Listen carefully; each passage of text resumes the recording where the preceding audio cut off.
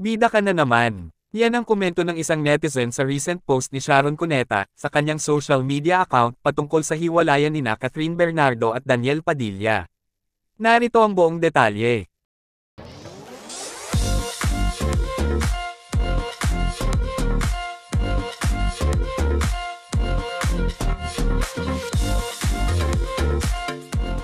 Sa naging recent post ng megastar na si Sharon Cuneta na may caption na "Left this comment on Kat's post. Let us all give her and DJ our prayers and love." Napakagandang paghihiwalay. Kapwa may respeto at pagpapahalaga ng 11 years nilang pagsasama. Sana lahat ganon. At ayon nga sa post ng megastar na, "Reading this brought me back to that time in my life. Actually, those times. Because I had to endure my personal pain and face public scrutiny for more than once. And I am not even sure if I will ever have to go through all that again.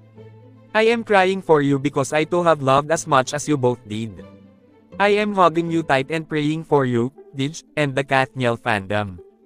I am so proud of how you have handled this whole situation with this one post. That's our girl. I love you. This too shall pass." At eto nga ang naging komento ni Sharon Cuneta sa post ni Catherine Bernardo sa paghihiwalay nila ni Daniel Padilla. Ngunit, may mga netizens na tila bang hindi nagustuhan ang naging post ng megastar. Na tila nga bang nakikisawsaw si Sharon Cuneta sa issue ni Catherine at DJ. Ayon nga sa komento ng mga netizens na, "Bida ka na naman. Same thoughts." Naisingit pa rin sarili niya sa lagay na yan. "And Sharon, do you think you are the only person who can think this way?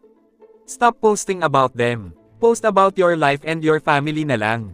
Hay nako, nagpaparinig na naman. Kaya hindi ma-remain ang friendship sa ex dahil laging may pasaring.